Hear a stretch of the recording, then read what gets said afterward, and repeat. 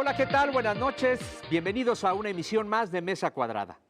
En medio de una gran simbología y rituales, la masonería es una institución secreta milenaria que promueve la fraternidad y el crecimiento intelectual, moral y espiritual de todos sus miembros. Encierra un enigma que por siglos ha cautivado a propios y extraños. Gente de todas las creencias, dedicada a todas las actividades del quehacer humano, han pertenecido a la escuela iniciática más antigua y que continúa vigente. Han llevado la filosofía moral a su vida cotidiana. Tuvieron que pasar siglos para transitar del secreto a la apertura, a proclamar abiertamente la divinidad del ser humano y a partir de esta, privilegiar el conocimiento y el libre pensamiento para combatir la ignorancia y evitar la manipulación. Para la masonería, el ser humano puede creer lo que sea siempre y cuando esté consciente de lo que cree. Hoy dedicaremos nuestra mesa cuadrada a este tema que apasiona y genera gran curiosidad. Como cada domingo nos acompañan Luis Carlos Ugalde y José Ureña. ¿Qué tal? ¿Cómo están? Buenas noches. Muy buenas noches. También está con nosotros don Manuel Jiménez Guzmán, soberano gran comendador del Supremo Consejo de México y gran maestro de la Orden Masónica. Bienvenido, Manuel, buenas noches. Muchas gracias, Gustavo, por la invitación. Gracias, Luis Carlos. Gracias, Pepe Ureña, gran amigo nuestro, por darme esta oportunidad. Y antes de iniciar el análisis sobre la masonería, vamos a ver la nota que le preparamos precisamente sobre el tema. Una gran cantidad de personajes importantes de la historia de México y del mundo han sido masones. Gente de todas las actividades humanas, de la política, la ciencia, el deporte, el espectáculo, la cultura, la literatura, la música y hasta de la Iglesia Católica han pertenecido a sus filas. Antes secreta o discreta, la masonería es una sociedad internacional con estructura jerárquica sustentada en la fraternidad entre sus miembros, los cuales se agrupan en logias y hacen uso de ritos y símbolos emblemáticos. Basada en el estudio de la filosofía moral, la masonería busca llevar a las personas al desarrollo de sus virtudes. Surge del principio filosófico de que el ser humano es parte del universo y reflejo de este, por tanto, es un ser divino. Con esa condición las personas pueden compartir el conocimiento y a partir de este, combatir la ignorancia para lograr una sociedad equitativa, con libertad de culto y de creencia. El adepto puede creer en lo que quiera, siempre y cuando acepte que hay un principio creador. La mayoría de los presidentes de México han sido masones. Bajo los preceptos de libertad, igualdad, fraternidad, los masones afirman que no buscan el poder por sí mismo, sino que el país vive en democracia fundamentada en el Estado laico. En México, las primeras logias surgieron en el virreinato, pero fue hasta 1806 cuando surgieron las asociaciones patrióticas en la calle de las Ratas, hoy Bolívar, de las que formaron parte Miguel Hidalgo e Ignacio Allende. En 1825 se funda el Rito Nacional Mexicano, que tuvo un papel relevante en la Constitución de 1857 y en la Guerra de Reforma en la etapa juarista. Durante muchos años, la masonería fue una organización absolutamente secreta por las persecuciones, lo que le generaba inquietud y desconfianza a sus adeptos, a quienes incluso se les satanizaba. La apertura ha sido paulatina, aunque hay masones que prefieren la discreción. Promotores del laicismo, los masones han pugnado siempre porque la Iglesia Católica no influye en las decisiones del Estado y la moral del ciudadano. Afirman que la lucha es contra el dogmatismo religioso que tanto daño ha causado a la sociedad y no contra la religión. Ese es justamente el principio que los lleva a combatir la ignorancia y evitar todo tipo de manipulación. Manuel, ¿cuál ha sido el papel de la masonería en la construcción de la nación mexicana? La historia de México, estimado Gustavo, Luis Carlos, José, no puede entenderse sin la historia de la masonería. Corren de manera paralela. Después del grito de Canek y de los primeros indígenas en este país, la doctrina filosófica de los enciclopedistas, la influencia de la Revolución Francesa, la Constitución de Cádiz, la independencia norteamericana, las independencias de Europa, influyen en el pensamiento mexicano a finales y principios de los años 1801 a 1808. Se crea, como bien dice el antecedente documental, en 1806, en el Callejón de las Ratas, hoy Bolívar, la logia que abriga a Hidalgo, Morelos, Aldama, Allende, Jiménez, Luyando, Abasolo, y vienen a trabajar a favor de las ideas de libertad, igualdad y fraternidad. La historia de México corre a partir de ese momento, y el primer documento clave de un principio masónico se da en los sentimientos de la nación de nuestro hermano José María Morelos y Pavón, cuando contra toda la tradición milenaria que se había pensado que la soberanía provenía de Dios o provenía de los reyes, Morelos expresa que la soberanía no proviene ni de deidades ni de reyes, proviene del pueblo. Y el pueblo, dice la Constitución actual, tiene todo tiempo el derecho para cambiar su régimen político. A lo largo de la historia de independencia surgen los grandes próceres de la independencia mexicana, todos ligados a las logias masónicas escocesa, yorquina y posteriormente, como se señala en el antecedente, el rito nacional mexicano. El gran maestro de la orden permanente, el presidente vitalicio, el mejor mexicano universal, el mejor presidente de este país, el presidente que no ha muerto, que vive, que es un hombre de su tiempo, pero también de otros tiempos y de este tiempo. Benito Juárez y su generación se inician en las logias masónicas, conforman todo un bloque a favor de la independencia y la soberanía, combaten desde el extranjero a la invasión francesa, se enfrentan a los ejércitos más poderosos del mundo y frente a la intimidación diplomática, frente a la amenaza, frente a la acechanza de los 4 imperios más importantes, Estados Unidos, España, Inglaterra y Francia, Juárez, con la masonería, triunfa y establece las leyes de reforma y la Constitución de 1857, que contiene los principios sociales, Gustavo, más importantes de la masonería universal: educación laica, científica, gratuita, libertad de creencias y de cultos, para que nadie sea perseguido por su forma de pensar o de creer o no creer, separación del Estado y las iglesias, equidad de género, ya lo decía el nigromante,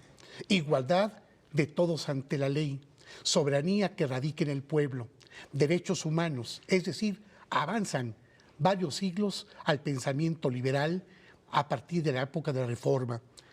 Termina la guerra de 3 años, la República triunfa, se restaura la República, combaten y derrotan al ejército invasor, establecen las bases fundamentales de la nación, y recuerdo aquella frase de San Pablo de Guelatao: antes de Juárez, México era un cúmulo de pasiones.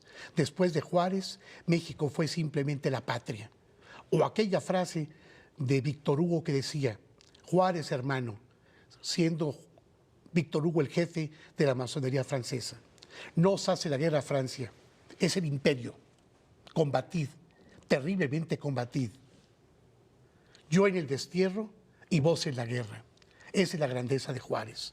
Y posteriormente, la historia de México inscribe a los grandes personajes del movimiento revolucionario de 1910-1917.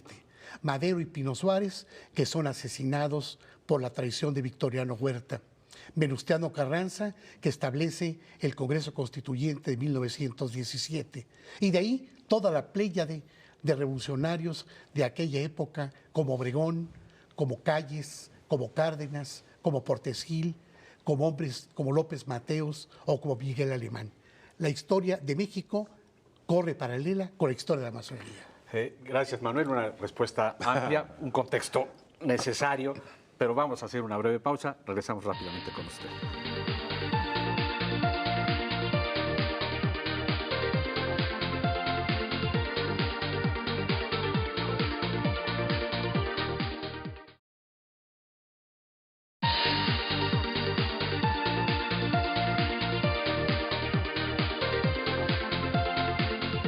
Estamos de regreso en el tema de la masonería. Pepe.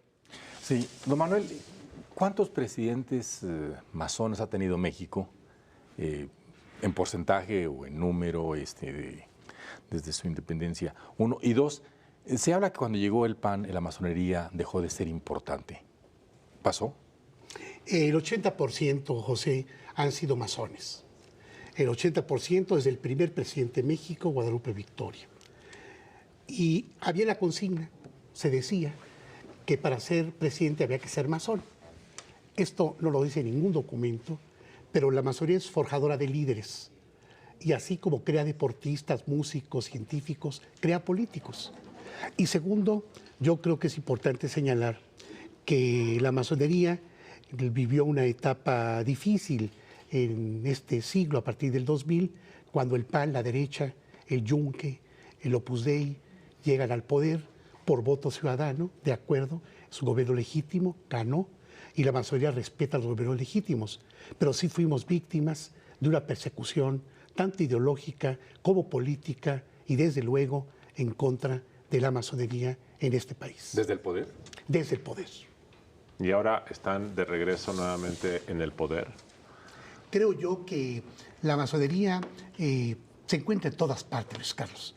La masonería, sin que sea su objetivo la lucha única por el poder, porque es una institución filosófica, filantrópica, iniciática, científica, que busca combatir el dogma, ha estado siempre en todos lados.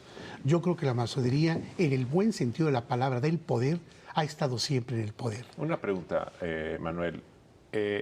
Por ignorancia, y yo creo que también porque a la Iglesia Católica le debe incomodar la historia de la masonería en el mundo, hay una perspectiva equivocada sobre lo que es la masonería, tanto porque se le percibe como una secta iniciática con ritos macabros, estoy caricaturizando, tanto porque muchos piensan que es algo anticatólico. ¿Nos puedes platicar de la relación entre la masonería y la Iglesia? Claro que sí.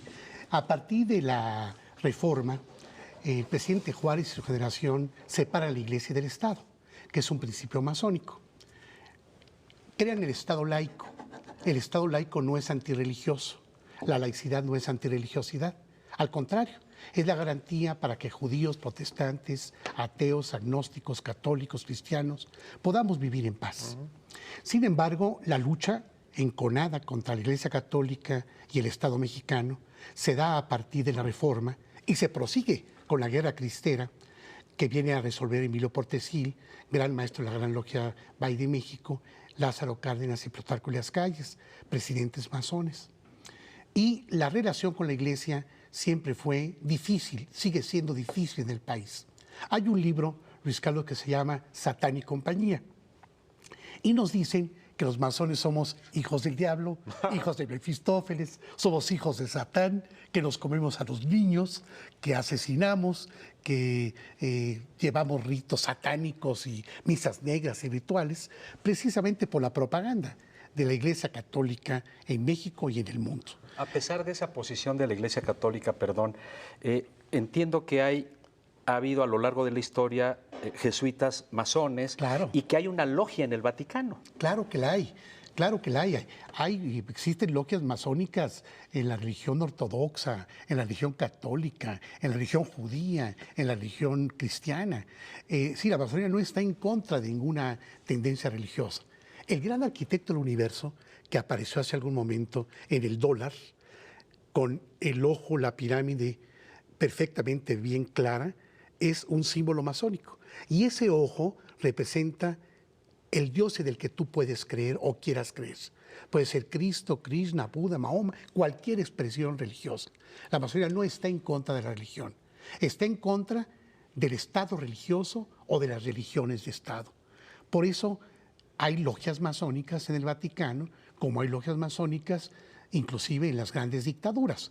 Cuando la masonería se levanta en armas contra Hitler, Mussolini, Franco, Stalin, Stroessner, Batista, la masonería tenía sus logias masónicas en las grandes dictaduras y combate precisamente a los grandes dictadores. Por eso nuestros grandes enemigos, enemigos de la libertad, la igualdad y la fraternidad, nos han perseguido, y de ahí nuestra secrecía o discreción.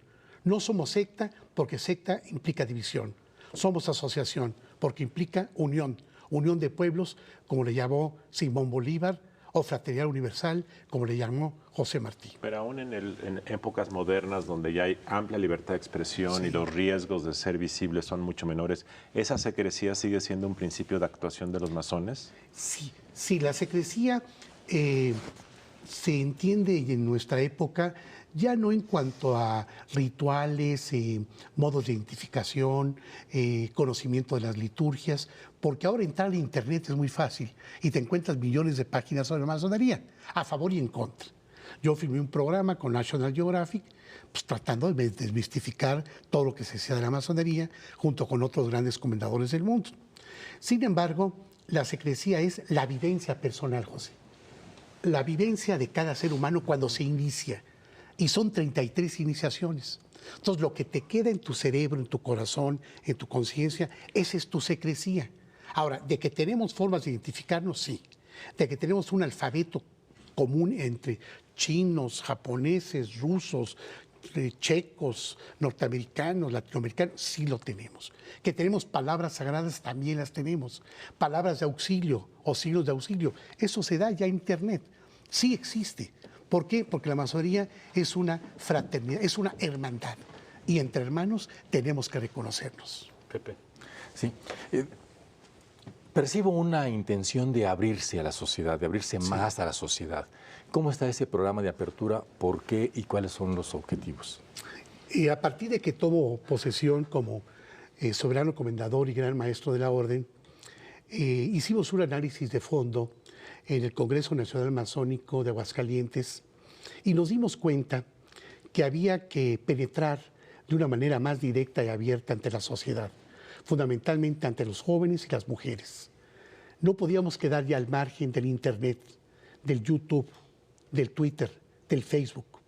No podíamos seguir encerrados, trabajando sí en bien de la humanidad, pero sin un mensaje hacia la colectividad. Muchos jóvenes me escribieron a través de las redes sociales, después del programa internacional que filmamos, solicitando información sobre qué es la masonería. Jóvenes entre 18 y 25 años. Más de 300,000 mensajes recibí después del programa que filmamos en National Geographic. Esto nos hace pensar que la gente está o no conoce a la masonería, o tiene una idea distorsionada de la masonería, o simplemente nunca ha hablado de la masonería. Vamos a hacer una breve pausa. Regresamos rápidamente.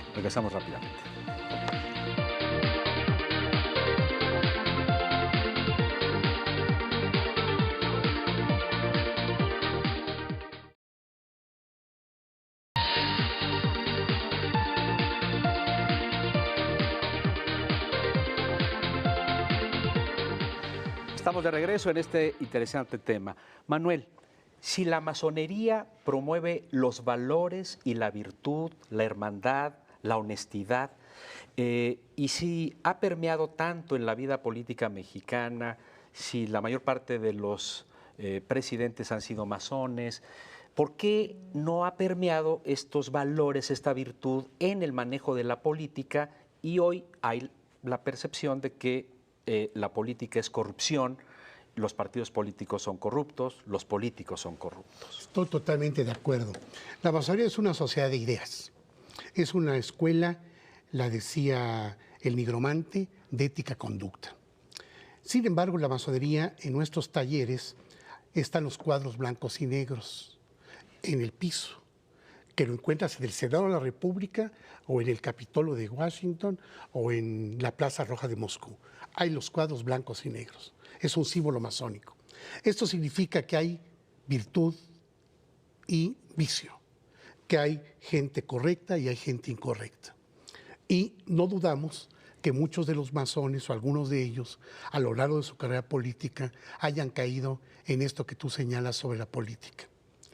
En este sentido, yo puedo decir que los presidentes masones en su más alto porcentaje han luchado a favor de las mejores causas de este país.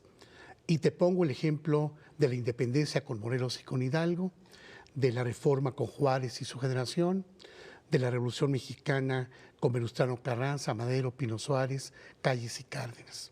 Sin embargo, hay que reconocerlo, durante los últimos tiempos los políticos han sido sinónimo de corrupción. Están en el más bajo nivel de aceptación social. Los partidos han perdido muchísima militancia y muchísima credibilidad. Yo veo que estamos transitando a una nueva organización de carácter ciudadano y social. La partidocracia, que era un sistema de partidos que anhelábamos todos, ha dado al traste con muchas cosas a favor de la política. Y a los políticos se les identificó los mismos como corruptos que como criminales o como traidores a nuestro país. Manuel, ¿cuál es la agenda que tú vas a impulsar de la masonería en México en los próximos años? La planeación estratégica que presenté en mi programa de trabajo de hace 1 año y medio son 4 grandes rubros de la agenda que estoy trabajando.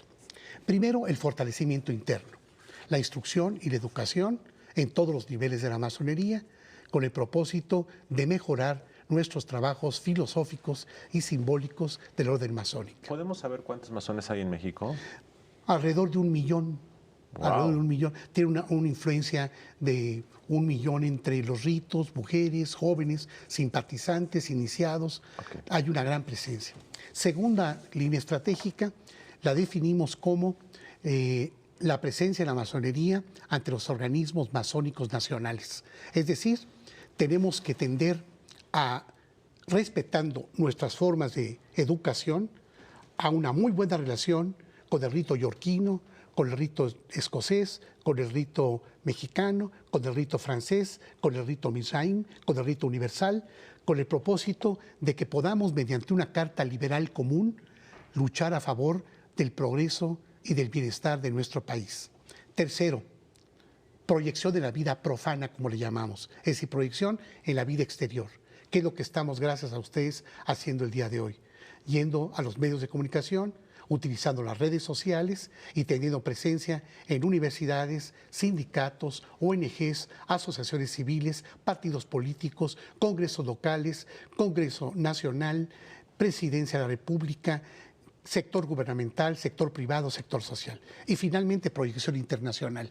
La masonería ha recuperado su liderazgo, tanto que en la Dominicana resulté, después de haber presentado la propuesta de crear Laica Internacional como un movimiento universal para todas las naciones a favor del Estado laico, de los derechos humanos, la equidad de género, la defensa de los grupos vulnerables, la educación laica, la separación del Estado de la Iglesia, la equidad de género, la libertad de las mujeres para decidir sobre su propio cuerpo, la lucha ambientalista. Se aprobó por unanimidad que México encabezara la primera reunión de Laica Internacional en nuestro país. Y ganamos la presidencia y la sede de los soberanos comendadores de todo el continente americano. He visitado los 5 continentes en mi calidad de comendador con todos los comendadores del mundo. Y México ha actuado una vez más, como lo hacía en su época Cárdenas y como lo hizo en su época Calles y como lo hizo López Mateos y Alemán, a nivel internacional con los cuerpos masónicos del mundo. Es decir, llevar a México, en el buen sentido de la palabra, al liderazgo y a la cabeza de la masonería del siglo XXI y del tercer milenio de lo que llamamos la era vulgar. ¿Esta agenda busca revertir la percepción de que hoy la masonería está dividida y es pobre? Así es. Yo creo que muchas cosas nos han venido preocupando. Y una de ellas es precisamente a lo que tú te refieres, Gustavo.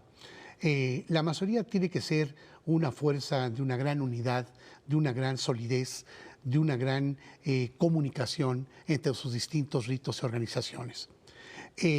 Durante muchos años, la unidad en la masonería era inquebrantable. Se dio o se han sucedido durante el siglo XX una serie de cuestiones que vinieron a poner en entredicho la unidad de la masonería, derivado de las propias pasiones de los seres humanos y de la naturaleza humana en todos los tiempos. Sin embargo, la visión de nuestros comendadores y la visión de los grandes maestros ha hecho que retomemos el camino de la unidad. Yo estoy trabajando con ese gran lema, con esa gran consigna, por la unidad de la masonería. Inclusive, a pesar de muchas críticas en lo interior y en lo exterior, nos hemos comunicado con grupos liberales que, no siendo masones, coinciden con el pensamiento liberal mexicano. Por eso creé, fundé, organicé, cuando vence la derecha en el 2000, Avanzada Liberal Democrática, creada, APN, es una APN, creada por la masonería, pero para la sociedad. Es decir, sí fueron los masones los creadores, pero está abierta a la sociedad. Y por eso también estoy por fundar Laica Internacional a nivel mundial, para que además de masones esté la sociedad civil. Tenemos que volver los ojos a la sociedad civil. ¿Es posible pensar que la masonería puede influir para recuperar el prestigio de la política, en primera instancia, y en segunda para el mexicano común? ¿Que haya por fin justicia? Mira, yo creo que sí es posible, José, sí es posible, porque la masonería tiene una gran consistencia por la calidad moral de sus miembros. El hecho de que algunos de los personajes de la historia hayan sido masones y no hayan hecho tan buen papel, no quiere decir que ellos representen a una institución tan seria, milenaria, como dice Gustavo, una asociación de hermanos y de lucha por la ciencia, la virtud, el desarrollo sustentable, los nuevos temas del siglo XXI, y que nos da la posibilidad de reencontrarnos hoy en un mundo diferente frente a nuevas circunstancias. Solo los necios no entienden los cambios sociales. Solo los miopes temen al cambio de las instituciones. Y el peor error que puede cometer un ser humano, lo aprendemos en las logias, primero es no iniciar un camino. Pero el peor que es iniciando un camino, no terminarlo. Estamos decididos a terminar el camino que hemos iniciado en el siglo XXI. Don Manuel, una pregunta que muchos podrán estarse haciendo quienes no ven. Si alguien se convence del ideario de la virtud, del liberalismo, de la libertad, yo coincido plenamente con eso, ¿cómo se puede ser masón? Es muy sencillo. Es buscar una relación con algún hermano nuestro, asistir a una logia en Sadi Carnot 75, Colonia San Rafael, o a Lucena 56, los grados filosóficos, o en los municipios. No hay municipio importante que toda la gente sepa que ahí trabaja la logia masónica, en cualquier municipio del país. Asiste, solicita información y deseos de ingresar, es entrevistado de inmediato por la logia a la que desea pertenecer. Hay miles de logias en este país, agrupadas en grandes logias, y esta es una confederación de grandes logias, y así a nivel mundial. Es entrevistado, se le permite presentar un par de trabajos sobre su percepción de la masonería, y se le invita a presentarse cualquier día del año a su iniciación masónica. Ahora, la iniciación sí es un proceso iniciático.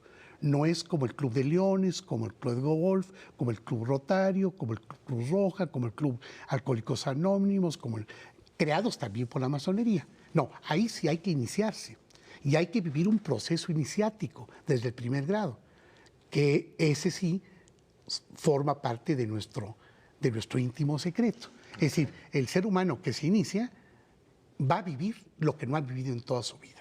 No le tiene que dar miedo, obviamente.